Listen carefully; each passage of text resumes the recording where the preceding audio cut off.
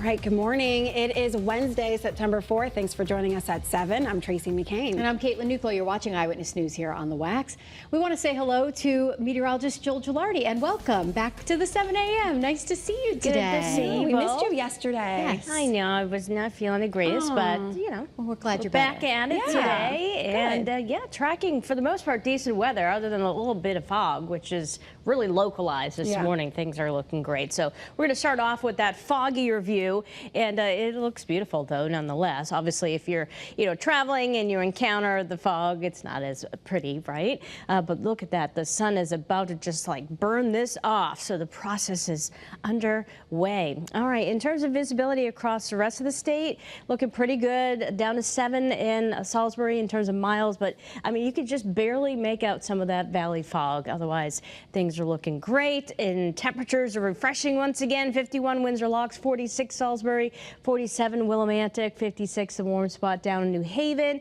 Your hour-by-hour forecast as we go through the next 6 hours shows those temperatures climbing into the 70s by later this morning. And here's a look at the high for town by town across the state. Goshen, 76 for a high. We're going to get up around 80 degrees. Windsor, Suffield, about 81. Stafford, 77. We're looking at Plainfield, about 77 degrees. And along the shoreline, very similar high temperatures with readings in the 70s. So another beautiful day. We'll let you know how long it's going to last coming up in another 10 minutes. But let's get an update on traffic with Caitlin. Good morning. Good morning, Jill. Good morning, everyone. 7:02 here on the Wax. Heading out the door right now. Your drive times and speeds looking pretty typical. Those delays are starting to build as more people are out and about hitting the roads to head to work, getting the kids to school here this morning. So you can see 84 eastbound Waterbury to Hartford, that 40-minute ride time heading in toward the capital city. And then New Haven to the George Washington Bridge, 95 southbound, just about 110-minute ride time there. So normal delays that are building, especially down through Fairfield County at this time along the Parkway. Give yourself some time to get through Fairfield County if you're heading towards the city. Worth a reminder that there are some road closures still in effect in the southwestern portion of the state, the Naugatuck Valley, left over from flooding from a couple of weeks ago, but we're crash and incident free. Majority of the state not looking bad. However, there's just a little bit of fog through the Connecticut River Valley, so just make sure that you're reducing those speeds if you have any reduced visibility. As we take a live look outside in Hartford, here in Waterbury, and in Meriden with bright sunshine there, and then that fog along the Connecticut River here in Middletown along Route 9. I'm Caitlin Francis with your Connecticut Chevy First Alert Traffic Report, driven by your Connecticut Chevy dealers. Well, this morning, the search continues in Old Saybrook for 2 missing boaters after a deadly boat crash on Labor Day. We know that one person is dead. He has not been identified by police yet, and 2 others are still missing. Channel 3 Eyewitness News reporter Olivia Schuler joins us live from Harbor One Marina with plans for search efforts to continue this morning. Caitlin and Tracy, in just about 1 hour, that's when search efforts are going to continue here in Old Saybrook. We know that crews are looking for 2 men in their 20s, and they're primarily going to be searching the mouth of the Connecticut River. Now, 5 boats scour the area from sunrise to sunset on Tuesday. This morning, crews are hoping to have a few more boats on the water to help with search efforts. State police boats are using sonar and side sonar. In simpler terms, it's like a radar for the water to help crews find the 2 bodies. On Tuesday, the 31-foot open motor boat was pulled from the water nearby to the jetty the boat smacked into. Captain Williams with the State Environmental Conservation Police says the jetty has a light-up entrance buoy with lighthouses on the side. However, they are taking a closer look at the safety of the area. Investigators will use the GPS aboard the boat to determine the path and speed.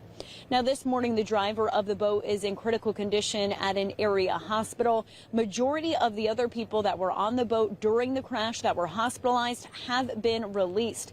Captain Williams does give a message to both families and friends of those 2 missing boaters. He says remain hopeful and know they will find them sooner rather than later. In Old Saybrook, Olivia Schuler, Channel 3 Eyewitness News. And you can stay with Channel 3 for continuing coverage of the deadly boat crash and the search and rescue. We're bringing you the latest on the investigation here on air and also online on the WFSB app. Another top story this morning, a New Haven teenager continues to recover in the hospital after someone shot the teen near Edgewood Avenue and Hotchkiss Street last night. Our Pinpoint News Tracker shows you exactly where it happened. Police believe this crime could be connected with other blasts of violence around the city. Channel 3 Eyewitness News reporter Marcy Jones breaking down everything we know this morning. This incident follows a violent crime streak here in the Elm City. We know the police say that there were 3 shootings reported over Labor Day weekend, and now they're really looking to the community for help. Now, when New Haven police officers arrived at the scene, that's at Edgewood Avenue and Hotchkiss Street, just before 6 yesterday evening, they found a 17-year-old man suffering from at least 1 gunshot wound. The teen, who police say that they're familiar with, was rushed to the hospital for treatment, where he remains in stable condition. Footage from the scene shows crime tape blocking off the area, with about a dozen officers investigating the surroundings, searching for any evidence. Currently, no arrests have been made, and big questions remain, like how many other individuals were involved or what exactly led up to the shooting. However, New Haven Police Chief Carl Jacobson tells us they do have leads, adding he believes this is related to a disturbing trend of violence seen around the city. We are pulling some video. We do have some video.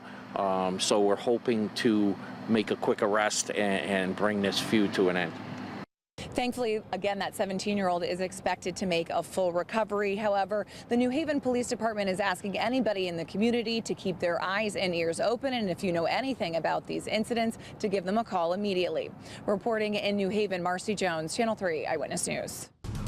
Now to developing news we're on top of in Bethany. A former town employee accused of sexually assaulting multiple children will face a judge today. Channel 3's Roger Suzanne and at the First Alert Desk. Roger, this situation has been devastating.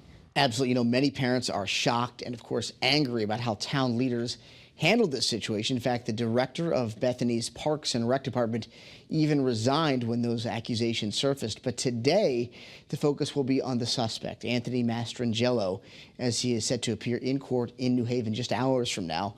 The 25-year-old is accused of sexually assaulting at least 5 children while he worked for the town's Park and Rec Department. Now, parents tell us Mastrangelo also volunteered as a substitute teacher at Bethany Community School. Many of those parents are furious that they say they weren't notified about the accusations until Mastrangelo was actually arrested. Now, his court appearance is scheduled for 11 a.m. again in New Haven. We'll let you know what happens. Live at the First Alert Desk, I'm Roger Suzanne. Caitlin, back to you. All right, staying in New Haven, a restaurant on Crown Street cannot sell alcohol anymore after a shooting there over the weekend. The state pulled the liquor license for Noah. A fight broke out early Saturday morning. Someone opened fire there, and we're told this is just the latest in a string of violent incidents linked to that business, including a stabbing back in November of last year and a fight in May that involved someone with a tire iron. Well, this morning, a man from Ansonia sitting in jail after police say he crashed a stolen motorcycle while carrying an illegal gun. Police say Marcise Glover wrecked that stolen motorcycle on Division Street early Sunday morning after looking down at his phone. Officers rushed to the scene but discovered Glover was carrying a ghost gun. The motorcycle was reported stolen in Shelton. Right now, we don't know whether Glover was injured, but we'll keep you updated. 2 weeks after historic flooding tore through Naugatuck in the valley there, many recovery efforts are still underway. And today the Red Cross is going to host a recovery center in Southbury. So since that torrential rain destroyed homes and businesses and roads, the Red Cross says it has handed out 3,200 meals, nearly 650 relief items as well, like comfort kits. Red Cross recovery workers will be there from 2 to 7 at the Southbury Senior Center. Well, the town of Oxford is another town hit hard by the devastating flooding. Tomorrow, students will head back to class 1 week after they were initially planning to. Town leaders hope enough roads are passable now to get students to school, but the district says parents will have to take their children to community bus stop locations as many roads still need to be repaired. A remote learning option is available if families cannot get their child to one of those community bus stops. Some new details now on a country club in West Hartford that was destroyed in back-to-back fires. Remember this? Officials say plans are in the works to rebuild the Wampanoag Country Club after the clubhouse burned down back in April. We're told a new 32,000 square foot building could be done by next year. If you'd like to be part of the process, there's a public hearing scheduled for Monday, October 7th. All right, it's 7:10 now. We'll toss it over to Jill. Good morning. Good morning. You know, pretty nice out there. There's just one little exception. We've been tracking a little bit of patchy fog in the valley, but most locations visibility is great, like in Torrington. Let's take a look at where we've been seeing some of that patchy fog. in Rocky Hill, but it is in the process of burning off. So for the most part, looking great. Temperatures are refreshing once again with upper 40s, low to mid 50s as we start the day, but feeling like the thermometer says. So 50s turn into 60s by 10 o'clock, and then we are headed into the upper 70 to near 80-degree range with bright sunshine, and we have a little bit warmer forecast as we go through the rest of the week, but rain chances increase this weekend. We'll talk more about that in detail coming up in less than 10 minutes.